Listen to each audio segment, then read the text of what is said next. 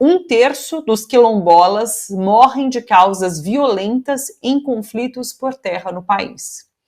Os dados fazem parte da pesquisa Assassinatos de Quilombolas, Ameaças a Quilombolas, Defensores de Direitos Humanos, isso de 2019 a 2024, e esse estudo foi coordenado pelos coletivos de mulheres e jurídico da CONAC. De janeiro de 2019 a julho de 2024, 46 quilombolas foram assassinados em 13 estados do Brasil. Os estados que mais perderam quilombolas foram o Maranhão, 14, a Bahia, 10 e o Pará, 4. O documento ainda revela que 4 em cada 10 vítimas eram lideranças ou pessoas vinculadas a elas que morreram sem ver a titulação das terras acontecer, pela qual, inclusive, lutaram toda a vida, como é o caso da mãe Bernadette. Vocês devem estar lembrados, né, que de fato foi assassinada e teve uma vida marcada por essa luta pela titulação da terra quilombola. A gente conversa hoje sobre esse estudo, vamos entender melhor essa situação dos quilombolas. A gente conversa com a Mariellen Crisóstomo de Almeida, ela é coordenadora executiva da Coordenação Estadual Quilombola do Tocantins. O Fundo Brasil tem parceria aí com a CONAC e a gente vai entender isso e por isso convidamos também a Maiana Nunes, que é assessora de projetos do Fundo Brasil. Mariellen, Maiana, um prazer recebê-la, sejam bem-vindas. E eu queria já começar com a Mariellen questionando sobre a realidade das populações quilombolas no país e o que mostram esses dados. Boa tarde, Mariellen. Boa tarde, muito obrigada pelo espaço. É um dado assustador e a gente tem, nos últimos anos, nos colocado nesse lugar de contar óbitos, de contar violências, e isso nos violenta ainda mais quando nós não podemos falar das belezas que tem em nossos territórios e da maravilha que é ser quilombola e contribuir efetivamente com a agenda climática, com a agenda econômica do Brasil.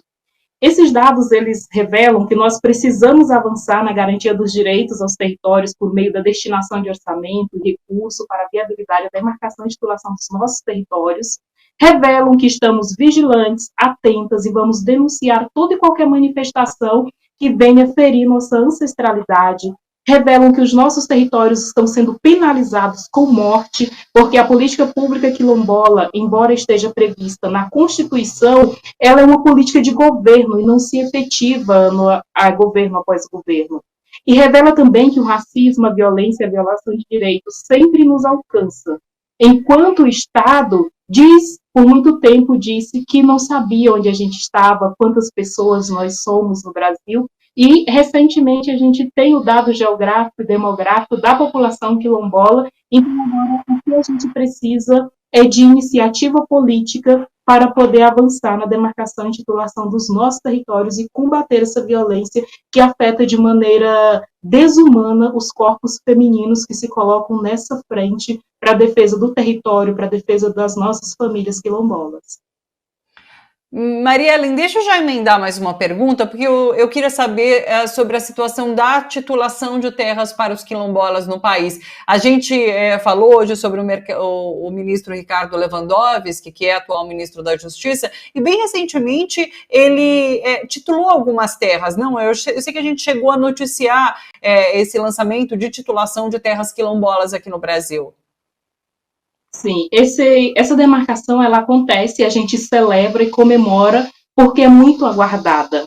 Nós temos o direito à propriedade da terra garantido na Constituição de 1988. Em 2003, foi construído um decreto para poder dizer como é que ia funcionar essa titulação, esse processo. E desde então, o INCRA só conseguiu titular cerca de 180 territórios.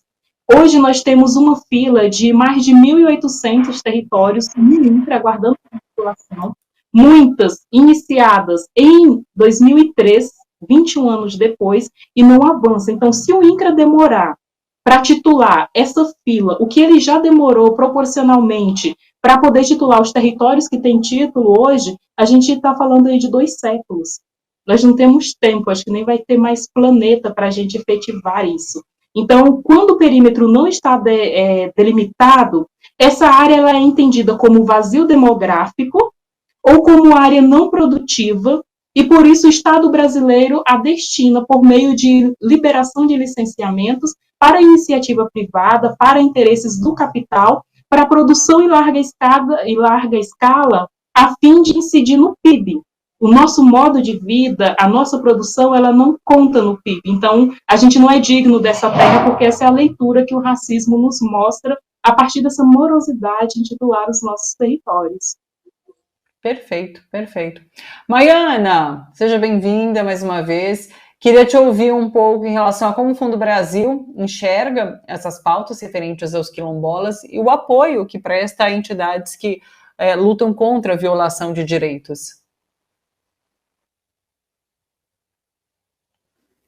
Espera aí que eu acho que você está com o som mutado. Deixa eu ver se é aí ou se é aqui conosco. Eu acho que é aí com você.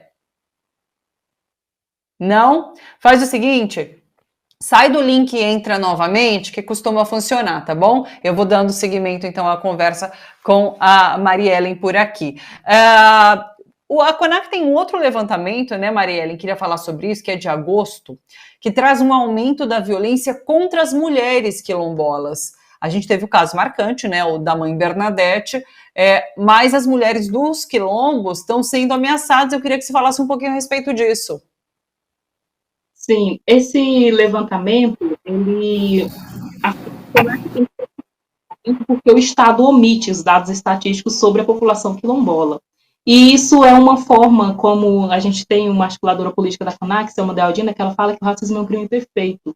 A depender do contexto, ele veste a roupa que lhe é conveniente. Então, não produzir dados sobre a população quilombola é uma forma também de matar-nos. Porque se não existe dado comparativo, a gente nunca existiu, não faz diferença se a gente for assassinado.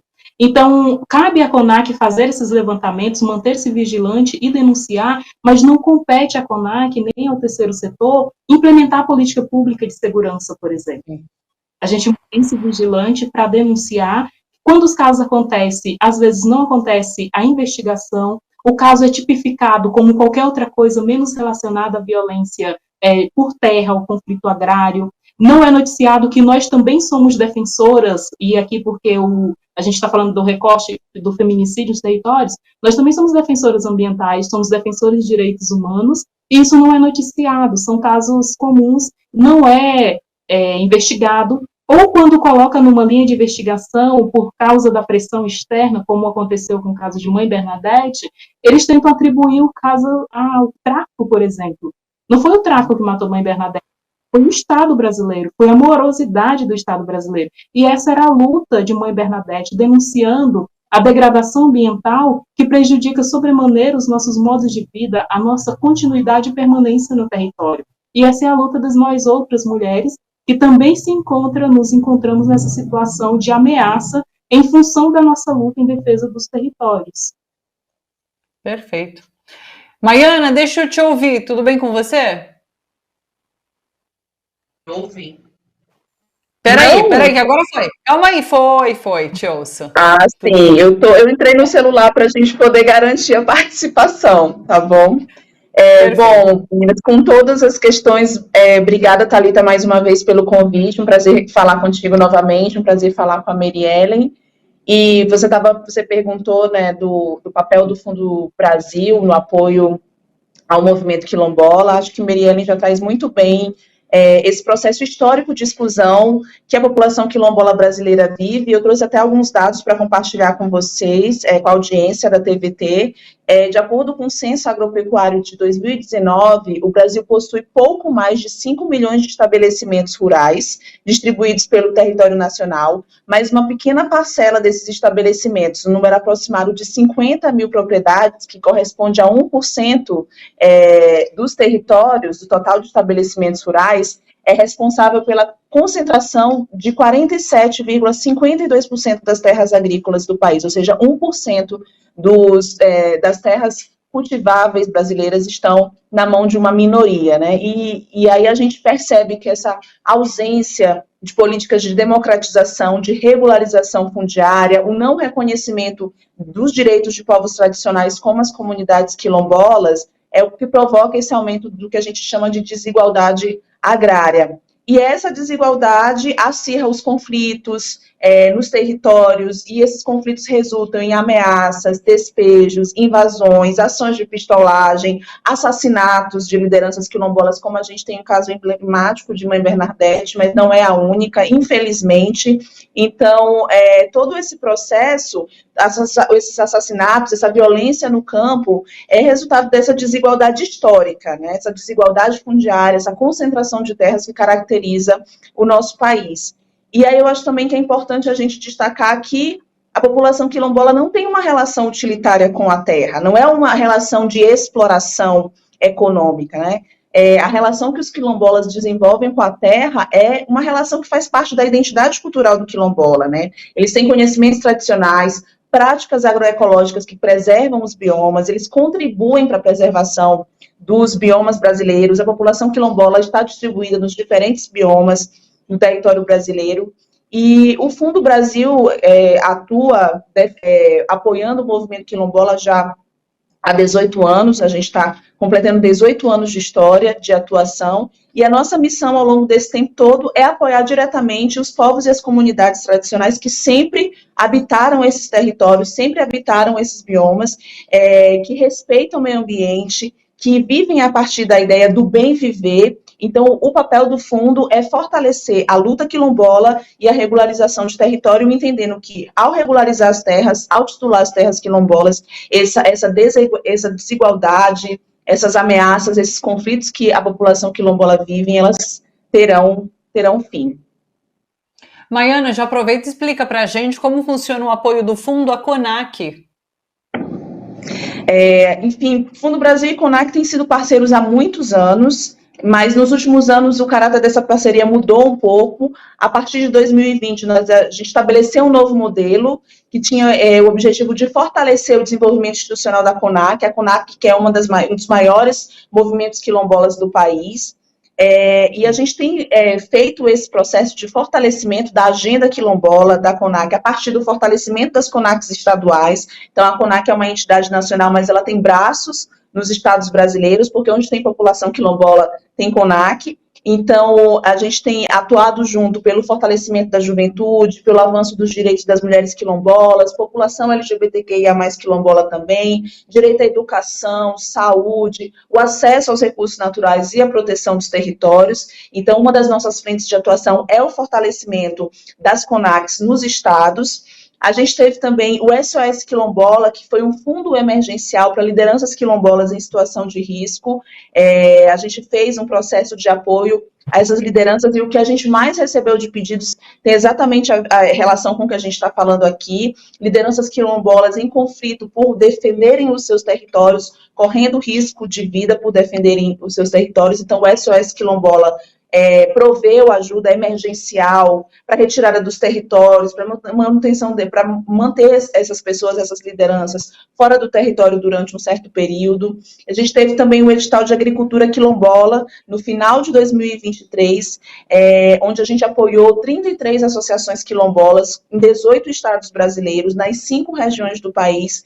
E essas associações receberam um valor de R$30 mil cada para desenvolverem as suas práticas tradicionais de agroecologia, que contribuem para a preservação dos biomas. Então, esse tem sido um caráter agora da nossa relação com a CONAC. A gente está desenvolvendo um novo projeto com outro parceiro, visando avançar também na titulação dos territórios quilombolas, entendendo isso, que ao titular as terras, os territórios quilombolas, a gente consegue proteger a vida dessas lideranças. Mariellen, como a CONAC tem atuado nesse momento de intensificação de violência, né? Tanto você quanto a Maiana falam sobre a importância da titulação, né? É um meio de você barrar essa violência. Como que a CONAC atua nesse sentido? Bem, nós temos parcerias, principalmente, né, a vivência e resistência do povo quilombola, desde sempre, ela se fortalece por meio de parceria, né, no primeiro momento com os povos originários e depois com as pessoas que percebem a importância da nossa luta e passam a agregar.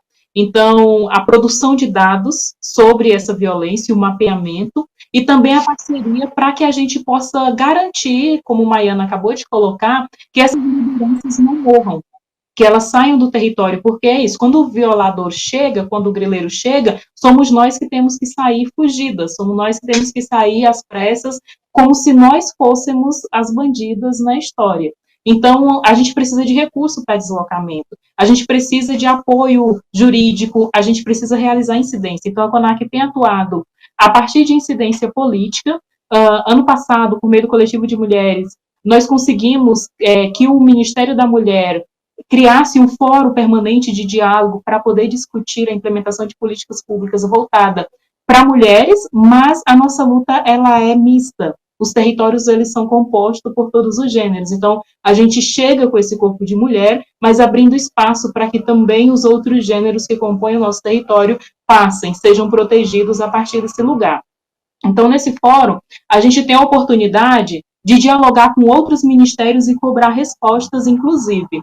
Agora, na última semana, de 25 a 29, nós estivemos em Brasília em uma semana de incidência política, pudemos conversar com o INCRA para cobrar, inclusive naquela data ainda não tinha sido feita a publicação das portarias dos territórios, que em tese seriam publicadas por ocasião do 20 de novembro, conversamos com o Ministério de Justiça, com o Ministério da Saúde, e trouxemos um outro levantamento também para evidenciar que a política pública universal que existe no Brasil para a proteção da mulher, como o 180, como a Casa da Mulher Brasileira, o ônibus Lilás, eles não alcançam os nossos territórios. Nós estamos em regiões que a maioria dos territórios estão na área rural, até mais de 100 quilômetros de áreas urbanas, deslocando até o município mais próximo, essa mulher precisa deslocar para outro município, que geralmente é o município polo da região, que recebe essas ações.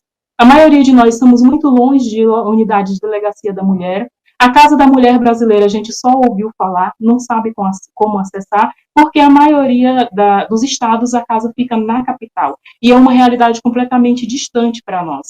Então, nós trouxemos esse levantamento. Então, assim, o que a gente tem consegue fazer com o próprio braço, e a gente fala que a política quilombola ela é construída braçalmente, porque a gente se coloca na luta, a gente ajuda a construir, embora muitas vezes não podemos assinar por questões lógicas, né, Estado, mas a gente está fazendo essa incidência, a CONAC está fazendo essa incidência, tanto em âmbito nacional, com parcerias com o Fundo Brasil, por exemplo. É um fundo que fica de prontidão para, no caso do auxílio emergencial, no fortalecimento da produção nos nossos territórios, porque, embora a maioria dos nossos territórios ele tenha a certificação da Fundação Cultural Palmares, isso não é garantia para fins de acesso a políticas públicas, por exemplo. A gente precisa do título para ter uma unidade escolar dentro do nosso território, para ter unidade de saúde, por exemplo, porque a partir do título, a nossa área é conhecida como área de interesse público. E aí, o governo pode fazer investimento com dinheiro público. Sem o título, a nossa área é individual, então não pode haver investimento, isso é uma barreira da própria Constituição. E isso bloqueia o acesso. E a gente também tem buscado fazer incidências internacionais. Na mesma ocasião, a gente teve com a ONU Mulher, denunciando essa violência e pedindo apoio para fazer a mediação de diálogo com o próprio governo para poder viabilizar a aplicação das políticas públicas, como a CONAC fez por meio do Fundo de Populações da ONU, UNFPA, para poder garantir o primeiro censo demográfico da população quilombola como grupo étnico.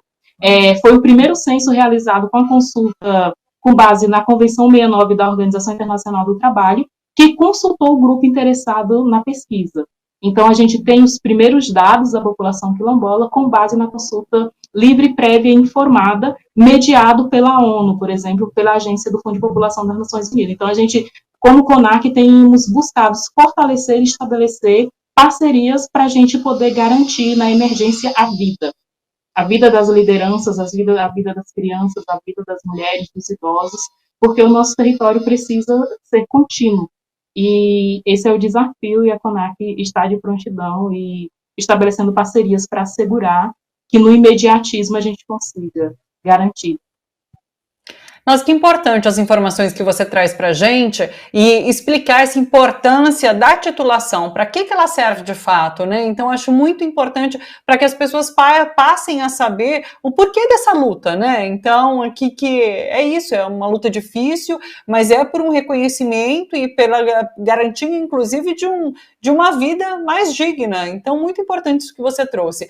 Maiana, jogo para você para finalizar, realmente, para fechar, se você quiser trazer mais alguma informação em relação aos apoios do fundo, em relação à atuação do fundo, fique à vontade. Eu queria só reforçar que, além da parceria que a gente tem diretamente com a CONAC, o Fundo Brasil também continua apoiando as comunidades quilombolas nos nossos diferentes editais. Os editais são a nossa principal estratégia de apoio às organizações, e agora, no mês de dezembro, a gente tem o lançamento de um edital do Fundo Raízes, que é um fundo dentro do Fundo Brasil para povos e comunidades tradicionais, e a gente contempla as comunidades quilombolas dentro desse fundo. A gente tem o Fundo Labora também com o edital para trabalhadores das águas, das florestas, e aí a gente já inclui, obviamente, as comunidades quilombolas, e a gente tem também o edital geral, que é o carro-chefe do fundo, né, é o nosso primeiro edital, que é um edital mais amplo, voltado para a defesa dos direitos humanos, e a gente também estará contemplando comunidades quilombolas nele. Então, a gente continua com o nosso trabalho de fortalecer a luta quilombola, ouvir o campo, ouvir o que as comunidades demandam da gente e, enfim, em busca de recursos para que a gente possa cada vez mais aportá-los para a população quilombola. E quem quiser saber mais sobre o trabalho do fundo, a gente é @Fundo Brasil nas nossas redes sociais, fundobrasil.org.br. Perfeito. Maiana, Mariellen, muito obrigada pela participação de vocês. Tenham uma boa semana, um abraço para vocês e até uma próxima oportunidade. Tchau, tchau. Obrigada, Thalita. Tchau.